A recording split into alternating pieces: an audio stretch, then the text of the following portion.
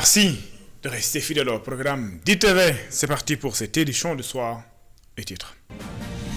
Amnesty International a présenté son rapport annuel 2025 sur la situation des droits humains.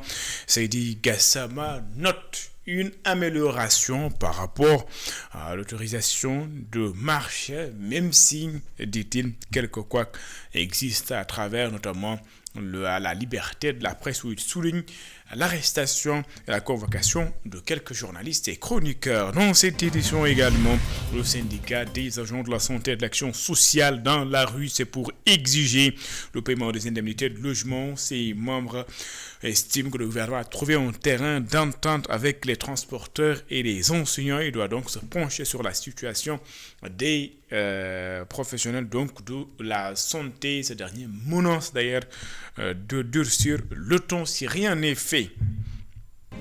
Dans le village de Ngendouf, c'est dans la commune de Bambilor, les habitants sont menacés de démolition. Selon les populations de promoteurs immobiliers brandissent de faux titres de propriété pour prendre possession des zones d'extinction du village d'une superficie de 35 hectares. Voilà pour les titres. Le développement, c'est dans une poignée de secondes.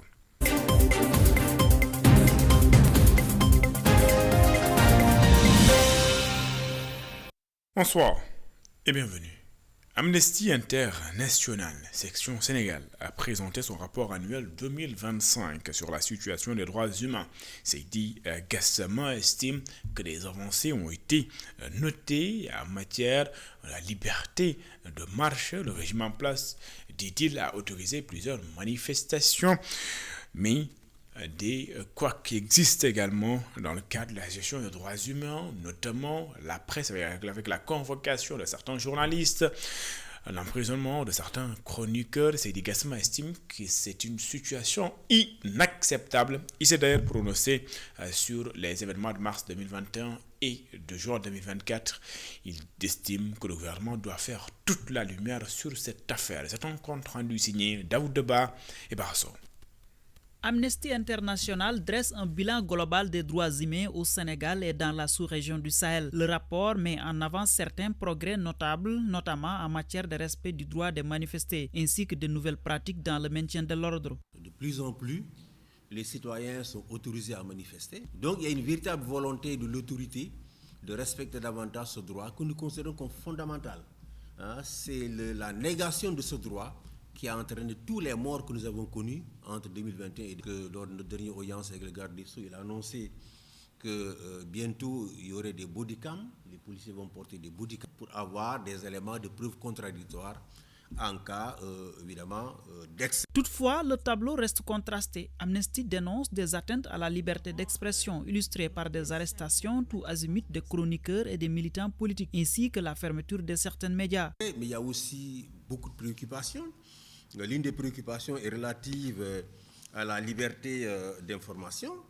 Nous déplorons également, en ce qui concerne la liberté de la presse, la fermeture de TFM, la fermeture de 7TV, simplement parce que ces journalistes ou ces médias avaient donné la parole à quelqu'un qui était considéré comme fugitif. Ces médias ont été fermés pendant jusqu'à une semaine. Leurs journalistes ont été convoqués, en l'occurrence Maïmouna Ndour Faye et Babacar Fall. Cela est totalement inacceptable. En marge de la présentation de ce rapport, le directeur d'Amnesty International Sénégal a également réagi aux déclarations de l'ancien président Macky Sall sur les événements tragiques de mars 2021. Cheikh Wade, qui a été abattu alors qu'il soulevait un drapeau sénégalais, n'est pas terroriste. Il faut que, évidemment, l'ancien président et tous les gens qui sont autour de lui comprennent que ces gosses ne sont pas des terroristes. Ils ne sont même pas de l'opposition. Et c'est insultant aujourd'hui qu'on continue à dire que oui, c'est des terroristes, etc., pour justifier, n'est-ce pas, des cas d'exécution extrajudiciaire de manifestants qui ont lieu pendant cette période. Entre avancées saluées et préoccupations persistantes, Amnesty International Sénégal appelle les autorités à renforcer les garanties en matière de liberté fondamentale et à accélérer le traitement des dossiers liés aux violences passées afin d'éviter que justice tardive ne rime avec injustice. Je le disais en titre, le syndicat des agents de santé et de l'action sociale dans la rue pour exiger le paiement des indemnités de logement selon ses membres. Le gouvernement a trouvé un terrain d'entente avec les transporteurs et les enseignants. Il doit donc se pencher sur leur situation. Ces derniers menacent de durcir le ton si rien n'est fait. Abouba est le secrétaire général du syndicat des agents de la santé et de l'action sociale, SACSAS. Il est ici au micro de Séléman Diado. Dans le parti social, on est revenu pour, encore une fois, mettre au devant de la scène ce problème d'équité au niveau des indemnités de logement. Parce qu'on doit payer tout le monde, parce qu'à travail égal, salaire égal. Nous faisons les mêmes tâches. Donc, dans le parti social, le gouvernement, encore une fois, s'est engagé à payer ces indemnités de logement en augmentant la ligne au transfert dans les établissements publics de santé et un relance budgétaire. Ils ont fait le recensement. On est presque 8000 agents.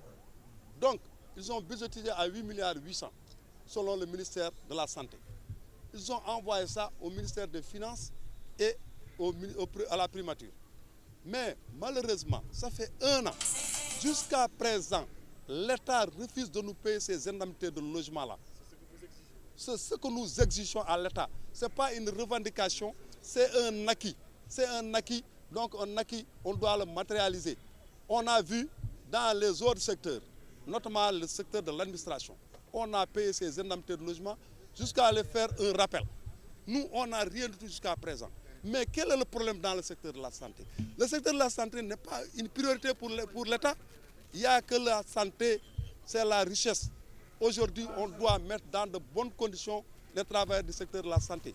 On a vu un dénouement au niveau du secteur de l'éducation. On a vu un dénouement dans le secteur du transport. Ouais, le secteur de la santé, quel est le problème? Gaï, vous ne faites pas partie du Sénégal. En place, on a fait une marche aujourd'hui, encore une fois, pour appeler au Premier ministre et le président de la République, si notre ministre du tutelle ne peut pas régler ce problème, eux qu'ils prennent en charge, parce que rien ne va dans les hôpitaux. De Ngendof, c'est dans la commune de Bambilor, des habitations sont menacées de démolition. Selon les populations, les promoteurs immobiliers brandissent de faux titres de propriété pour prendre possession des zones d'extinction du village d'une superficie de 35 hectares. Une situation inacceptable selon Babacar Seck. Les populations de Gendouf, dans la commune de Bambilor, se sont mobilisées pour, disent-elles, faire face aux prédateurs fonciers qui veulent mettre la main sur 35 hectares du village. Nous sommes dans le désarroi, tourmentés et perturbés par les biais incessants des prédateurs fonciers qui brandissent des beaux sur nos champs et même sur nos habitations menacées de démolition. Cela dure depuis plusieurs années et c'est pourquoi le village, comme un seul homme, dit non à cette tentative d'expropriation planifiée par des individus identifiés à travers des droits réels qu'ils ont obtenus, mais on ne sait pas comment, au niveau des impôts et domaines de Rufisque. Les populations dénoncent des baux de complaisance au profit de particuliers. Le modèle opératoire est simple. On s'arrange à avoir son bail, on hypothèque et on en fait ce que l'on veut. Ensuite, on fait des communes pour récupérer nos terres. Mais cela ne passera pas en Gendouf. Cela ne passera pas.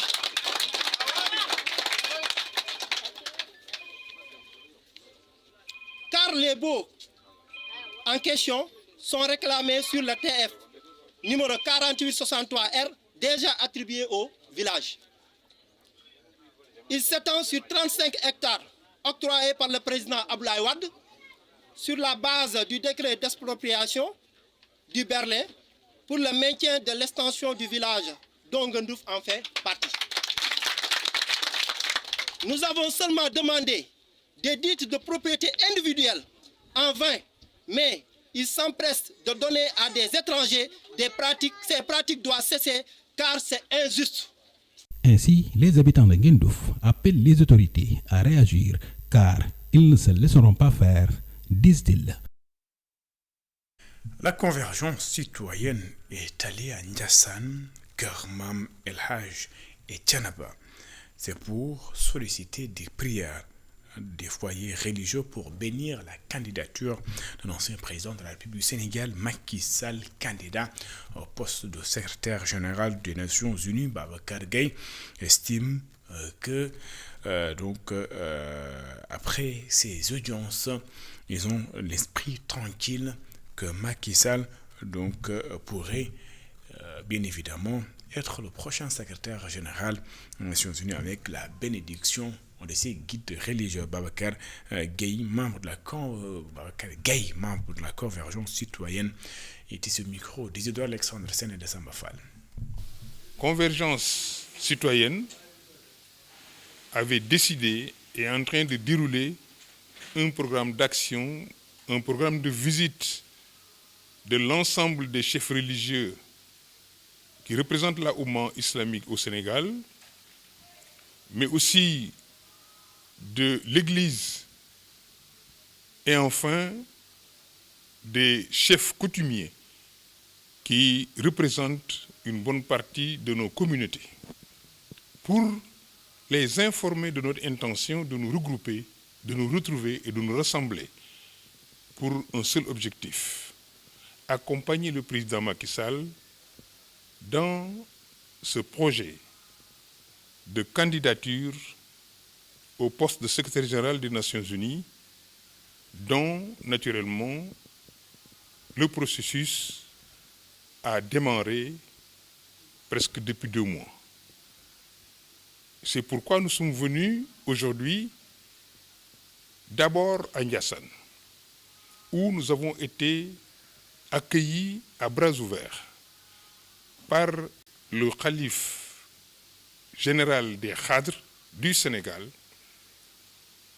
et qui nous a délivré un message de soutien, des prières pour nous, pour notre projet, mais surtout des prières qui devraient accompagner le candidat Macky Sall dans sa quête de cette instance mondiale au profit du Sénégal, de l'Afrique, mais de l'humanité tout entière. Après Ndiassane, nous sommes passés à Thiès pour rendre visite à la famille de Ndiégenen, de Amadou Baro Ndiéguène. Là aussi, nous avons été accueillis. Nous sommes arrivés ici à Thiénaba, où nous avons retrouvé une amitié profonde, des relations ancrées dans la loyauté, dans la dignité, dans l'honneur entre le président Macky Sall et le khalife général de Thiénaba. La candidature de Macky Sall, justement, au poste de secrétaire général de l'ONU continue de faire débat. Selon Badundaou, le président Bassirou Diomaye Faye est en train de faire une erreur politique qu'il va payer tôt ou tard en refusant de soutenir la candidature de son prédécesseur. Selon le médiateur social, le chef de l'État doit être derrière tous les Sénégalais qui sont en compétition partout dans le monde. Badundaou est interrogé par Alassane Samba Diop. Pour une fois, on a une situation politique au Sénégal, parce que généralement, ici, ce sont les faits divers politiciens. Et je crois que la situation politique au Sénégal, au moment où l'on parle, tourne autour de la candidature de Macky Sall comme secrétaire général de l'ONU. Alors, je vais juste en parler pour dire au président de la République du Sénégal, M. Diomaye Faye, qu'il est en train de faire l'erreur politique, une erreur politique qu'il va payer tôt ou tard. Que Macky Sall soit élu, il va payer cette erreur politique. Qu'il ne le soit pas, ce sera pareil. Parce que là, il n'a pas pris la responsabilité d'être le président de tous les Sénégalais, d'être le président de la République du Sénégal, de préserver l'unité du Sénégal, sa réputation, et d'être derrière le Sénégal partout où il est, donc derrière les Sénégalais qui sont en compétition partout dans le monde. Dans l'optique de donner un nouveau souffle au secteur des PME et PMI, l'Agence de régulation des marchés Enabel se sont penchés sur les contraintes du secteur. C'est pour changer la donne, les acteurs sont conscients qu'il faut un cadre de réflexion, mais aussi la formalisation des PME, PMI afin que ces entreprises soient beaucoup plus compétitives sur le marché. Djibril Gabissar. Pour assurer une bonne relation entre les PME, PMI et les grandes surfaces, il est impératif pour les deux parties de respecter leur engagement en termes de conformité, de référence et du respect des normes. Nous avons fort espoir que la relation qui existe entre les deux pourrait s'améliorer si chacun essaie de respecter ses engagements en termes de conformité, des délais de paiement, de référencement et de normes également, donc pour que ce soit du côté des PME en produits, également du délai de paiement et de la baisse de la remise de fin d'année et tant d'autres du côté de ces grandes surfaces. Donc je suis optimiste par rapport au futur de cette relation commerciale qui existe entre les deux. Donc si chacun essaie d'être à niveau par rapport à ses engagements et ses objectifs. Les petites et moyennes entreprises sont invitées à diversifier leurs produits. Pour ce faire, la formalisation est obligatoire pour être compétitif et exister dans le marché. Dans le cadre du ministère du Commerce, au niveau du ministère des Industries et du Commerce, nous avons un programme de conformité et la formalisation des PME-PMI pour permettre aux entreprises qui s'activent dans le domaine de la transformation agroalimentaire pour le respect des normes afin de garantir à tous les produits le respect des conditions du marché, mais aussi pour que le produit puisse être exporté dans la sous-région.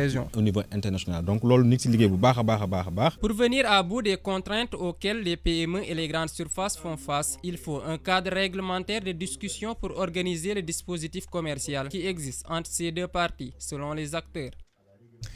Djibril Gabissaro, la promotion du tourisme à travers la valorisation des produits locaux a fait l'objet d'un panel qui a réuni des acteurs du secteur du tourisme et des femmes transformatrices de produits locaux comme les céréales.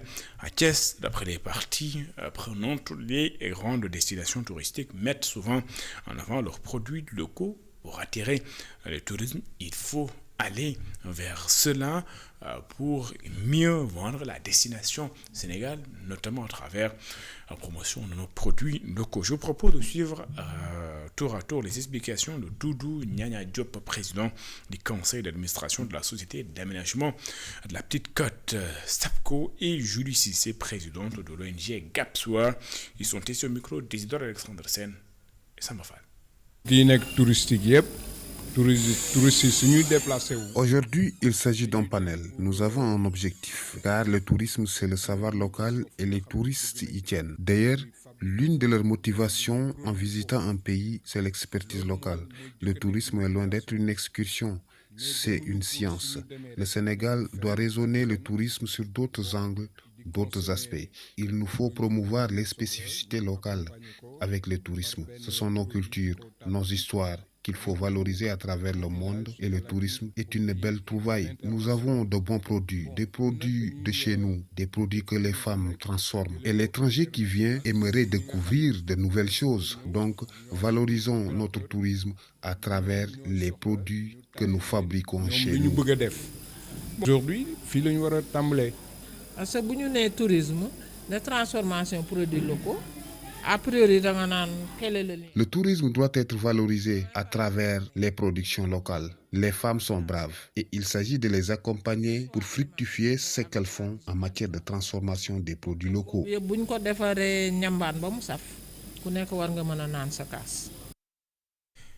puis, c'est un premier pas vers une meilleure structuration de l'horticulture dans le Sine Saloum.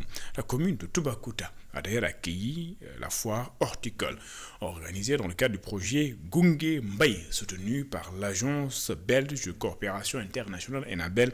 Au-delà de l'exposition des récoltes d'oignons et de pommes de terre, l'événement a surtout servi de plateforme pour répondre à l'angoisse majeure des producteurs, l'écoulement des produits vers des marchés. Sékou Diallo et Astombaye. Durant 2 jours, les étals de Toubacouta ont affiché la richesse agricole du bassin arachidier. Mais derrière la vitrine de l'abondance, l'enjeu de ce rendez-vous était avant tout économique. Pour les producteurs locaux, le défi ne réside plus seulement dans la quantité produite, mais dans la capacité à accéder à des marchés stables, sans oublier la loi des intermédiaires. Les filières horticoles, en particulier celle de l'oignon et de la pomme de terre, constituent aujourd'hui des leviers essentiels de croissance économique, de création d'emplois. Financée par l'Union européenne et mise en œuvre par Enabel, la coopération belge accompagne donc le développement des filières agricoles dans le pôle centre. Ces projets reposent sur une conviction forte. Le développement agricole passe par une concertation effective des acteurs des filières, notamment au sein des interprofessions, la structuration de chaînes de valeur performantes, inclusives et durables, et la mise en place de partenariats commerciaux équitables entre les acteurs. L'un des moments forts de cette foire a été la mise en relation directe entre les organisations paysannes, les transformateurs et les commerçants. Un cadre de partenariat jugé crucial pour établir les relations d'affaires plus justes. En favorisant ces circuits courts, le projet Gungembaye espère limiter les pertes post-récolte et garantir des prix qui reflètent le travail de la terre. L'idée est désormais de ne plus évoluer en rang dispersé, mais de structurer durablement les filières oignons et pommes de terre pour peser davantage sur le marché national et sous-régional. Le développement de l'horticulture constitue à cet égard une alternative crédible et porteuse d'espoir. Par sa capacité à générer des emplois directs et indirects, à favoriser l'auto-emploi, à stimuler l'entrepreneuriat agricole, cette filière contribue à fixer les jeunes dans leur terroir. Cette foire de Toubacouta se referme donc avec l'espoir d'une souveraineté alimentaire renforcée où le producteur ne se contente plus de cultiver, mais parvient enfin à vivre dignement du fruit de son labeur. Sékou Diallo. Et puis parlons également de la campagne d'enrôlement des acteurs économiques dont les agropoles. La campagne qui est officiellement lancée, mais dans la zone sud. Des voix s'élèvent pour dénoncer les conditions d'adhésion jugées contraignantes. Javier Diatta, directeur général de Casa Industrie SA, alerte sur un dispositif qui risque, selon lui, d'exclure la majorité des PME au profit de multinationales mieux armées, selon lui. Javier Diatta, directeur général de Casa Industrie SA, est avec Hassan Baïda de Sambou. On ne peut pas demander aux gens qui sont dans l'informel de vous faire un business plan détaillé. Ce n'est pas possible. Et puis, ça c'est la première.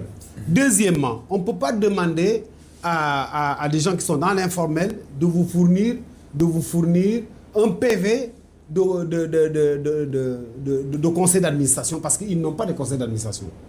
Ensuite, la troisième, c'est les critères de sélection qui ne sont pas publiés. Ensuite, la preuve de financement. Comment on peut dire à quelqu'un, écoute, il faut d'abord avoir le financement, attester que tu as le financement avant d'être dans l'agropole. Ce n'est pas possible. Oui. Et le financement, il faut qu'il passe par une banque. Et la banque, quand il va arriver là-bas, la banque va lui donner la preuve comme quoi il est éligible pour le truc. Donc c'est un peu le serpent qui se mord la queue. Ensuite, la procédure APIX. Ce n'est pas toutes les sociétés qui connaissent cette procédure. C'est une procédure fastidieuse, c'est une procédure difficile à faire et ce n'est pas tout le monde qui peut la faire. Ensuite, maintenant, ce processus en 8 étapes-là, moi je trouve que d'abord, il est complexe, il est difficile, il est compliqué. Ça va être soit des grands groupes qui ont les moyens qui viendront s'installer, ou alors c'est des étrangers qui vont venir s'installer.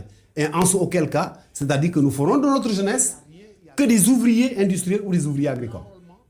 Sa recommandation, c'est, j'ai dit d'abord, il faut que l'État crée un guichet unique. Un guichet unique qui va accompagner les PME qui veulent rentrer dedans. Dans ce guichet, ils trouveront toutes les informations et ils diront à ces jeunes-là, voilà ce que vous devez faire, voilà ce que vous ne devez pas faire.